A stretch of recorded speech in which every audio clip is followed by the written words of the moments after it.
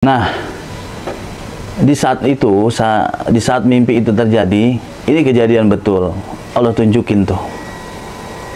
Aneh bukan mengungkap satu aib atau apa, tapi Allah tunjukin mana yang benar, mana yang salah. Dengan suara daripada ayah saya, dengan daripada perwujudannya, aneh lihat dia terbakar tuh. Sebenarnya yang kayak gini sih aneh malu ungkapinnya ya, tapi inilah kejadian yang sebenarnya. Terus Allah bilang tuh lo lihat tuh bapak lo tuh, lo mau kayak begitu. Itu awal mulanya tuh. Jadi aneh bangun di situ, aneh nangis sejadi-jadinya. Ya Allah, saya cerita, Bun, gue lihat bapak gue kebakar, Bun, begitu bahasanya tuh. Bismillahirrahmanirrahim.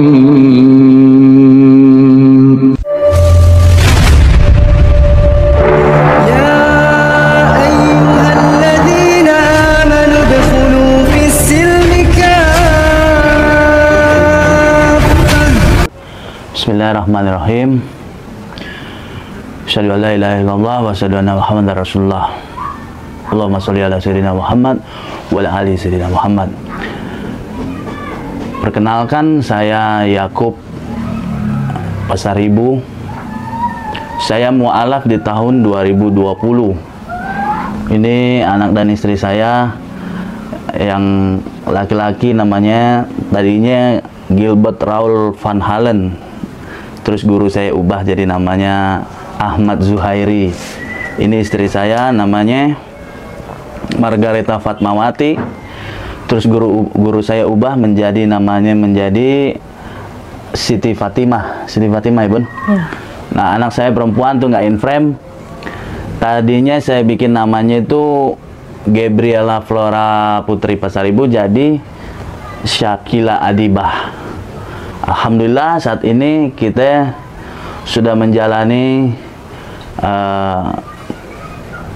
mu'alaf sekitar kurang lebih 2 tahun. Ya, itu perkenalan singkat dari saya. Mungkin bisa diterusin nih, Bun. Ya, kapan sama siapa sahadatnya, terus di mana? Oh iya, ada sahadat pertama kali dengan guru saya di Ustadz di daerah tempat saya tinggal. Terus sahadat kedua kali saya di Ustadz Muhsin di Cawang Kompor. Terus sahadat berikutnya sama Ustadz Seno, kebetulan bareng sama istri saya di Pondok Lapa, Eben, di daerah Jakarta Timur tuh. Gitu, Bang. Kegiatan saat ini Bang Yakub dan keluarga apa aja, Bang? Kegiatan saya sehari-hari saya berdagang. Saya dagang di pasar malam demi mencukupi kehidupan sehari-hari. Saya dagang parfum. Gitu. Kita semua pengen tahu, Bang, apa alasan Bang Yakub dan mungkin nanti bisa bergantian dengan keluarga, apa alasan jadi seorang muslim? Begini, Bismillahirrahmanirrahim. Awalnya tuh pada saat saya mu'alaf, semua berawal daripada mimpi. Jadi begini sahabat, ngaji cerdas, terkadang orang banyak menafsirkan mimpi itu bermacam-macam ya. Awalnya saya bermimpi, bahasanya itu suara sih, dapat hidayah tuh sama saya tuh. Suara itu yang membimbing saya percaya suara-suara kebaikan tuh terus mengajarin saya tuh. Jadi pada satu malam saya bermimpi tuh bagaimana Allah tunjukin tuh kobaran-kobaran api neraka. Sampai suara itu ngajarin saya tuh, bahasanya begini, kamu nggak capek hidup seperti ini, kamu nggak ya bahasanya gitu deh, nggak capek hidup begini nih, terus mau sampai kapan begini nih, begitu. Waktu itu saya kurang nangkep tuh bahasa itu apa. Terus kenapa itu suara itu ngajarin saya begitu? Saya kurang paham tuh kenapa ya, apa yang terjadi ini. Sehingga saya bangun tuh, saya cerita sama istri saya, Bun, ayah dapat mimpi nih Bun. Saya bangun keringetan tuh. Mimpinya gini.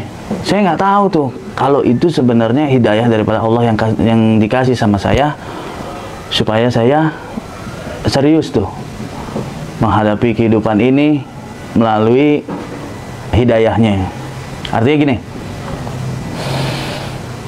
mungkin lewat mimpi ini Allah kasih tuh hidayah itu tuh. Kadang kan hidayah orang tuh beda-beda. Ada yang dari dia ikut suaminya, dia mu'alaf, dia ikut istrinya, dia mu'alaf. Tapi kalau aneh, satu keluarga aneh ini, keturunan aneh, mungkin daripada kan orang tua ada beberapa kali gitu berkeluarga. Jadi kalau sama mama tua saya, kita aneh panggil mak tua deh, istri daripada ayah saya itu Kristen semua. Yang kedua, papa saya nikah lagi, anak-anaknya itu Muslim semua. Dan ketiga ini sama umi saya, itu saya Kristen. Nah, daripada mimpi itu saya diperlihatkan tuh, karena ayah saya tuh dia seorang yang bukan Kristen, ya bukan Islam juga, dia pengikut daripada Parmalim. Itu Parmalim itu bahasanya kayak agama kepercayaan daripada suku Sumatera Utara. Nah, di saat itu, di saat mimpi itu terjadi, ini kejadian betul. Allah tunjukin tuh. Aneh bukan mengungkap satu aib atau apa, tapi Allah tunjukin mana yang benar, mana yang salah. Dengan suara daripada ayah saya, dengan daripada perwujudannya, aneh lihat dia terbakar tuh. Sebenarnya yang kayak gini sih aneh malu ungkapinnya ya, tapi inilah kejadian yang sebenarnya. Terus Allah bilang tuh lo lihat tuh bapak lo tuh, lo mau kayak begitu. Itu awal mulanya tuh. Jadi aneh bangun di situ, aneh nangis sejadi-jadinya. Ya Allah, saya cerita, Bun, gue lihat bapak gue kebakar Bun, begitu bahasanya tuh. Ya udah doain aja ya, kata istri waktu itu. Ini belum mualaf nih, ini baru suara-suara nih yang didengar nih. Seiring perjalanan waktu, mulai deh tuh COVID 2019, gereja banyak tutup tuh. Kami semua masih gereja di Ambasador. Gereja tutup, aneh mulai tuh. Namanya kita manusia pasti itu punya keinginan untuk bagaimana menyembah kepada Sang Khalik, Sang Pencipta. Nah saat itu Bang, saya dagang di Tanjung Priok tuh kebetulan tuh. Pas saya dagang di Tanjung Priok, saya lihat tuh orang-orang tuh pas maghrib, kok kayaknya enak mereka berjamaah sholat, sedangkan saya sendirian, gimana ya? Terus saya punya keinginan tuh, udah kali aja sama Tuhannya gitu tuh. Kan kali sama kali Tuhannya kan, udah deh, ini sholat aja deh, gitu awalnya tuh. Ya aneh nggak tahu, mungkin Allah juga yang ngerakin. Akhirnya aneh mulai wudhu, aneh mulai orang liatin aja tuh, kupingnya, jidatnya, gini, tangannya, kaki, udah. Terus masuk, aneh ikutin masuk. Terus imamnya datang, aneh nggak tahu bacaannya, pokoknya orang takbiratul ikram dia, aneh Allahu Akbar, aneh ikutin. Ya, aneh angkat tangan juga, orang ruku, aneh ruku, orang sujud, aneh sujud. Semua gerakan-gerakan sholat aneh ikutin, walaupun aneh belum paham tuh bacaannya apa ya. Sampai ketika getaran di hati itu udah mulai tuh, kayaknya enak ya, gitu bahasanya itu Bang.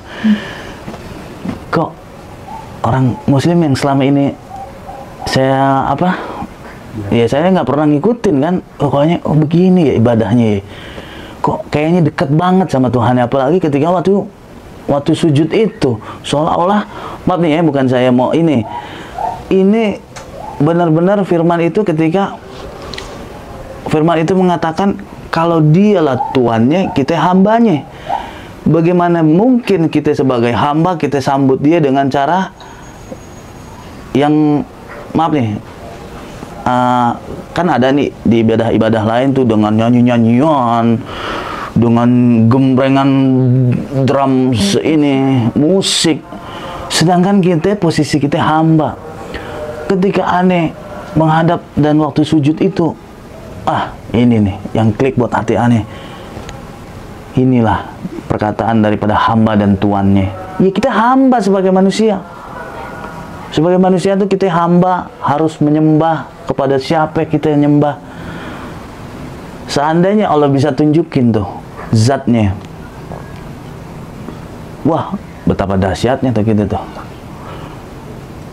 Tapi dengan adanya gerak, makanya Anda sering bilang nih sama teman-teman yang para muslim, para mu'alaf, Anda pernah bilang, ente tahu gak apa sih bedanya kita Islam tuh bang? Nih sobat sahabat ngaji cerdas nih, ente tahu nggak apa bedanya kita muslim dengan non muslim? Banyak yang bilang nggak ada bedanya. Enggak, cuma satu tuh kalau menurut aneh ya, mungkin banyak orang bilang, tapi menurut aneh yaitu sholat itu. Kenapa sholat itu? Kalau soal tasbih gedean, maaf nih, gedean muslim tasbih segede-gede gini nih bang, kalung itu. Tapi sholat, disitulah gerakannya, indahnya, sujudnya, rukuknya. Kenapa sujudnya bisa 2 kali daripada yang lain? Itu kita harus bertanya. Oh iya ya, kenapa ya Allah kasih kita sujud terus berulang kali? Supaya kita eling nih, sebagai manusia kita paham. Kalau dia zat yang maha agung, kita manusia ciptaannya, kita harus sering-sering tuh sujud. Gitu. Ada mengutip juga nih satu bacaan di surat Al-Ala. Bismillahirrahmanirrahim. Di bacaan dari surat Al-Ala yang dia bilang, allazi yasla naral kubra summa la yamutu fiha wa la yahya qad aflaha man tazakka wa zakara isma rabbih fasalla bal tu'sirunal hayatad dunya wal akhiratu khairu wa abqa inna hadza la fi sufil ula sufi Ibrahim ma wa Musa. Jadi di sini nih yang paling aneh, ini surat Al-Ala banyak imam sholat Jumat itu yang membacakannya. Dari sini kita lihat di sini dari ayat 10, orang yang takut kepada Allah akan mendapat pelajaran. Ayat ke-11, dan orang yang celaka atau orang kafir akan menjauhinya. Ayat ke-12, orang yang akan memasuki, yaitu orang yang akan memasuki api yang besar atau neraka. Nah, ayat ke-13 selanjutnya di sana tidak ada yang mati dan tidak pula ada yang hidup. Di neraka itu tuh maksud Allah tuh ya. Sungguh beruntung orang yang menyucikan diri dengan beriman. 14 tuh. Ya kan? 15, dan mengingat namanya lalu dia sholat. Ya kan? Wa zakara isma rabbih fasalla. 16. Nah, ini yang paling penting nih buat saya nih. Qad aflaha man tazakka bal tu'sirunal hayatad dunya. Nah, sedangkan kamu orang-orang kafir memiliki kehidupan dunia. Banyak orang yang terjebak di sini, para mu'alaf, para sahabat. Dia pikir setelah mu'alaf ini lurus aja gitu Bun ya. Kayaknya gue udah siratal mustaqim nih, ya kan? Udah jalan yang lurus. Enggak ente. Justru ujian-ujian itulah yang paling banyak. Kita itu harus kuat. Aneh, setelah menjalani mu'alaf ini, ada hal yang sangat aneh. Waktu itu sampai aneh benar-benar sholat itu. Jadi begini sahabat ngaji cerdas. Ini aneh ceritain nggak apa-apa nih bang ya? Yes. Jadi aneh dilahirkan daripada orang tua aneh dengan keadaan orang tua itu ya alhamdulillah sudah ada. Orang tua buka usaha yang saat ini aneh pahamin itu riba. Jadi orang tua buka usaha bunga-bungain uang sampai dia bisa beli rumah, beli tanah, beli ini segala. Tetapi itulah pelajaran yang paling penting para sahabat ngaji cerdas. Ketika kita suapin anak kita dengan hal-hal yang tidak baik, hal haram, aneh di umur 14 tahun aneh udah masuk panti rehabilitasi narkoba di Sukabumi, Yayasan Anissa. Wah, waktu itu kehidupan begitu hancur. Sampai akhirnya saya jalanin itu. Ini kehidupan sebelum mu'alaf ya. Anda ceritain flashback di umur-umur aneh waktu muda. Nah, setelah mu'alaf ini, kan waktu itu nih, usaha kamar masih pada kosong nih. Ya alhamdulillah, orang tua kasih sebagian daripada usaha yang udah mereka rintis, aneh usaha, aneh jalanin lagi. Tapi ini dulu kamar, kosan, masih pada kosong. Udahlah kamar nggak ada, kerjaan lagi susah, kan lagi COVID tuh. Asar di mana-mana ditutup, nggak boleh ada keramaian. Tambah lagi itu sahabat ngaji cerdas, dikasih tuh ujian tuh sama Allah tuh, suruh bayarin denda PLN. Itu kalau orang yang ini separuh-separuh imannya bisa sepaling begini nih, bisa setruk malah. Itu setelah syahadat ya? Setelah syahadat Langsung diuji gitu? langsung diuji ente. Tapi tasbul hikmahnya tuh guru saya tuh, makanya aneh paling tekanin di sini buat para mu'alaf, cari guru ente cari guru yang bernasab, cari guru yang, karena aneh pernah dengar di YouTube itu Habib Ja'far dia bilang cari guru tuh kriterianya satu, guru itu bernasab kepada Nabi kita, Nabi Muhammad SAW. Yang kedua, cari guru itu yang bagaimana menyenangkan hati kita. Kita ketemu guru tuh kita senang gitu. Kita ketemu guru tuh kayaknya, aneh kayak dapat sosok yang apa ya? Aneh kayak dapat pelajaran, terus aneh kayak kangen gitu ya ketemu sama dia. Itu aneh penting itu. Kita bagaimana kita bisa paham nih bahasa Al-Quran nih. Ini Quran ada yang terjemahan, ada yang enggak. Tapi kan tuntunan kita sebagai umat muslim itu, kita harus pelajari tuh. Aneh tiap subuh demi Allah Ta'ala, tiap subuh aneh ngaji tuh sama guru aneh. Dari mulai alif, ba, ta, sya, jim, ha, ho, sampai akhirnya aneh bisa juz amma, surat-surat pendek, qul huwallahu ahad, Allahu samad, sampai akhirnya aneh bisa belajar nih bahasa Quran. Ini Quran udah sobek-sobek nih. Tiap hari aneh baca juz 30. Tiap hari dulu. Sekarang juga masih.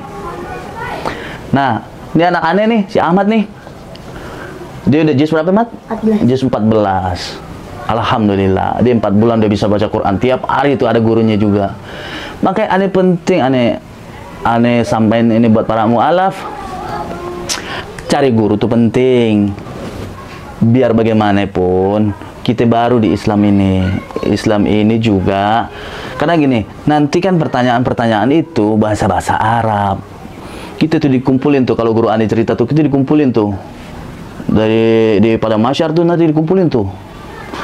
Jadi ini guru ke siapa ini? Dari saya ke guru saya ke Habib Abu Bakar ke abaknya, Habib Abdurrahman Segaf, terus sampai sanatnya berkumpul, kita satu keranjang tuh ibaratnya tuh. Kita dikumpulin tuh. Nah, makanya para mu'alaf ini, ayo dong kita semangat, kita belajar tuh baca Al-Quran ini luar biasa. Tadi Bang Asep katakan anaknya sekarang sudah hafal juz 30 dan sekarang mau menuju juz 29. Karena aneh pernah dengar itu, ilmu daripada Al-Quran ini Allah mudahin tuh. Jadi kalau ada yang bilang, maaf nih, ada temen aneh tuh, aneh greget ya lihat dia tuh. Ngaji seminggu sekali. Tuh Bang, ngaji seminggu sekali nih. Liburnya 3 kali tuh, bayangin. Gimana ente mau bisa? Ya kan? Gimana ente mau bisa baca? Ngaji semangat. Dari kata ke kata ini. Karena ini pelajaran ini terus bersambung ente. Dari kita udah bisa baca A, bata, terus kita mulai nyambung. Dari nyambung kita mulai itu baca Quran, ya kan? Mulai dari baca Quran, mulai dari lancar baca Quran, mulai pahamin, mulai hafalin. Karena apa? Waktu aneh di Kristen dulu, guru aneh, pendeta aneh pernah bilang,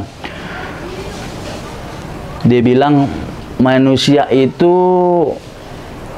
tergantung daripada habitnya, tergantung daripada bagaimana kesehariannya. Kalau kesehariannya dia sering baca, kalau kesehariannya dia sering dia menghafal, itu melekat tuh dalam benak itu, gitu. Itu melekat deh. Jadi suatu ketika dia nggak baca, suatu ketika dia nggak hafal, kok kayak ada yang lain nih ya. Itulah bahasanya habit itu. Ayo para mu'alaf, para yang baru-baru nih ya, yang baru-baru pada ini, cari guru ente terdekat. Itu yang pertama. Yang kedua, pelajarin Quran. Jangan ente gara-gara ente mu'alaf, ente maki-maki sono, maki-maki sini, ya. Benar Bang Asep ya? Iya.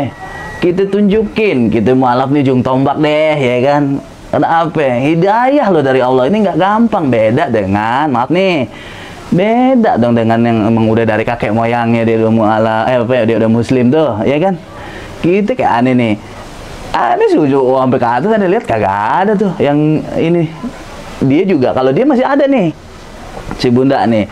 Kalau si Bunda kakeknya orang Daeng nih, kakeknya Bugis, emaknya Dayak. Tuh.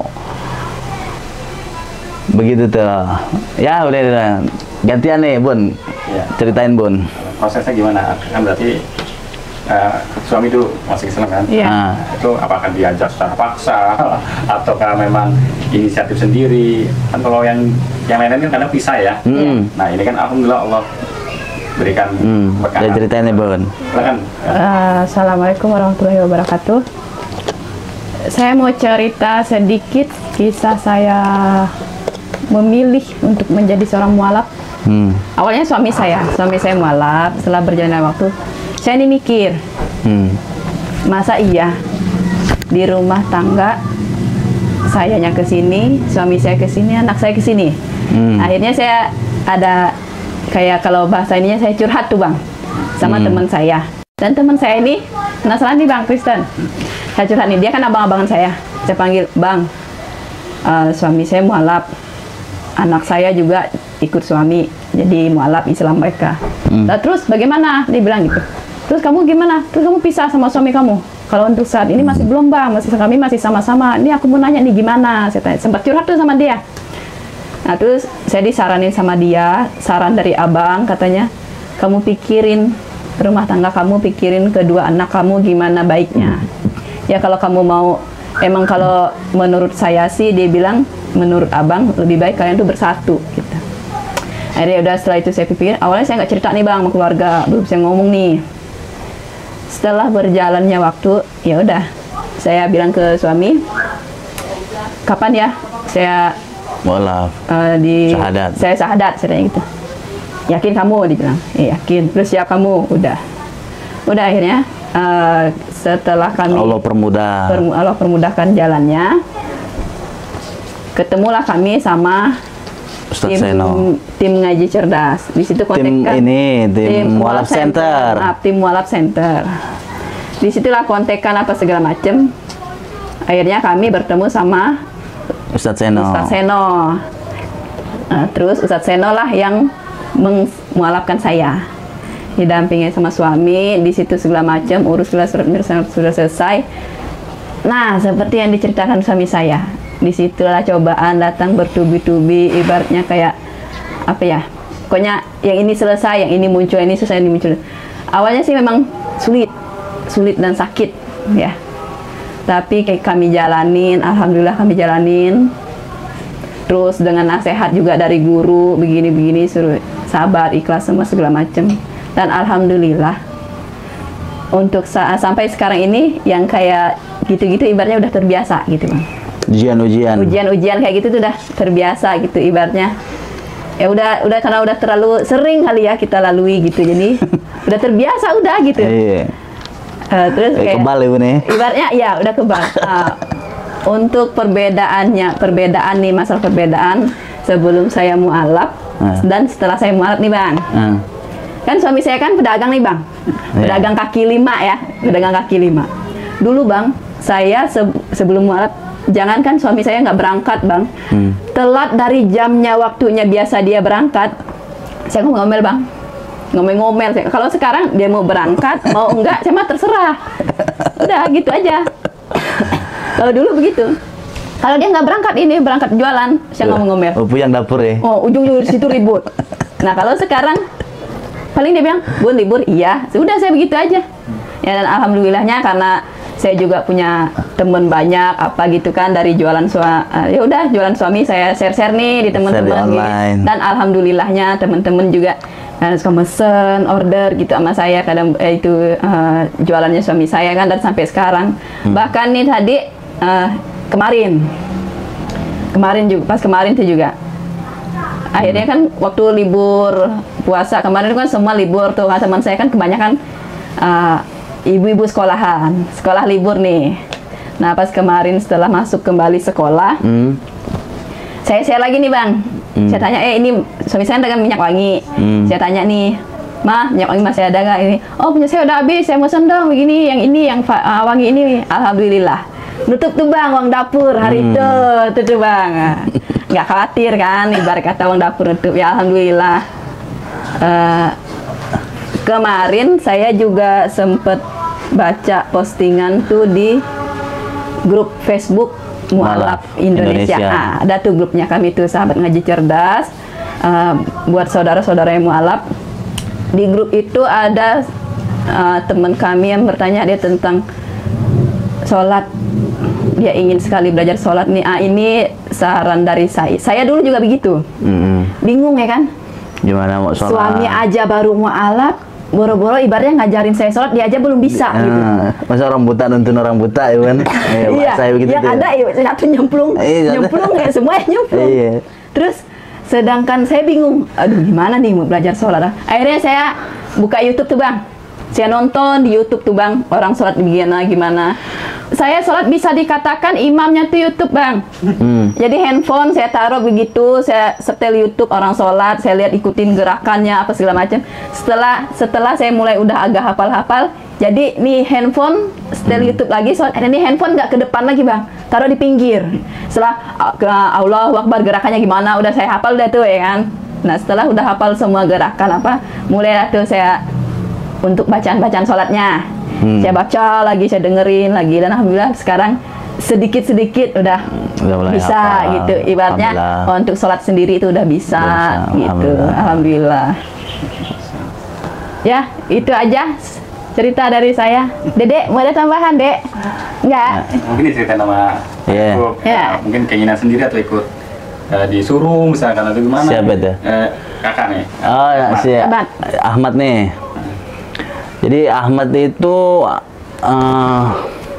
awalnya karena kan saya nih masih belum karena belum gabung nih di musala terdekat nih. Ane takut gimana gitu. Ane coba deh, ane bawa keliling-keliling nih awalnya si Ahmad nih. Ane bawa motor sampai tiba waktunya maghrib. Nah, ane emang udah kayaknya Allah kasih Allah kasih ilham tuh buat aneh, udah bawa aja deh keliling si Ahmad tuh, bahasanya begitu tuh ya. Coba deh bawa keliling. Nah pas waktunya maghrib, aneh bilang, "Ahmad," waktu itu namanya masih Gilbert ya, sholat yuk katanya. "Oh nggak mau ya," katanya. Nggak mau katanya gitu. "Udah, Dede ikutin ayah aja. Pokoknya ntar ayah wudu, Dede ikutin. Ntar ayah angkat tangan, Dede ikutin. Udah liatin. Dulu kita masih ini deh, masih PPKM ya, masih jarang ya, nggak rapet ya, gitu ya kan, masih COVID tadi itu tuh. Nah dia perhatiin saya tuh, dia di samping tuh, saya begini, dia begini, saya nunduk, sama persis kayak aneh waktu pertama, karena dia juga belum hafal. Terus aneh bimbing dia, akhirnya, nah seperjalanannya waktu, ini satu cerita yang sangat menyentuh hati saya nih. Jadi itulah saya tekanin nih sama para mualaf, cari guru yang bernasab, cari guru yang baik. Satu ketika aneh kan masih dalam keadaan galau tuh. Bagaimana aneh mau bimbing nih keluarga ini nih? Bagaimana mau bimbing Ahmad nih? Akhirnya saya nangis waktu itu. Ya Allah,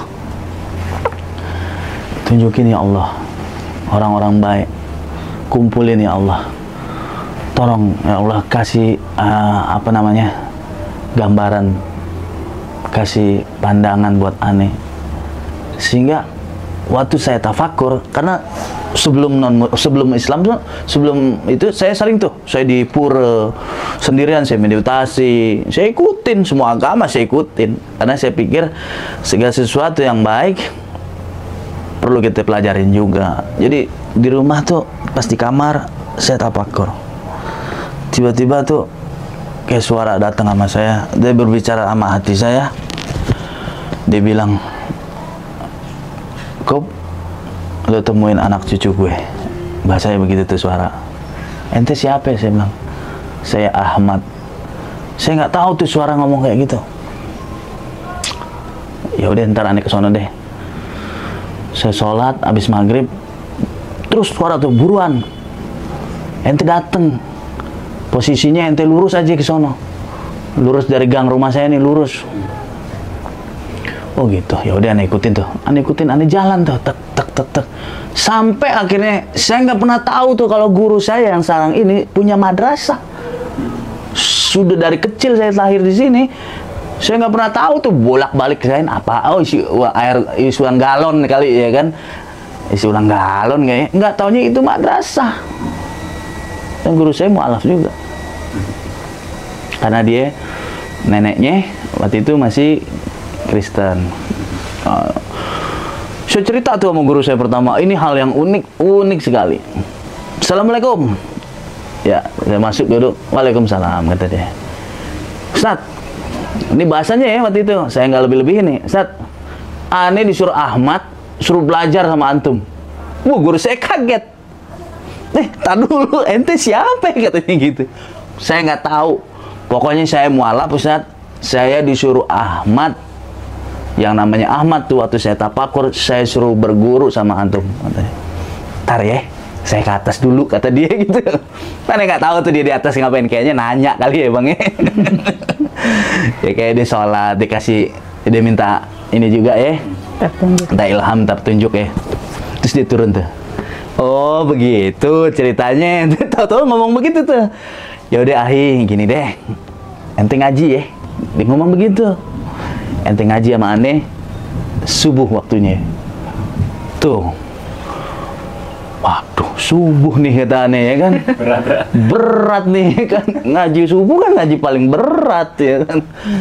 Wah, kacau nih ya kan. Udah, semangat ya deh. Siap Ustaz. Itu. Jadi sampai sekarang tuh aneh punya tanemin tuh dalam hati aneh tuh, apa kata guru lakuin. Jangan ada bantah-bantahan, udah. Guru bilang nyebur tuh nyebur, ke kali-kali deh tuh, lo cembur itu, ya kan?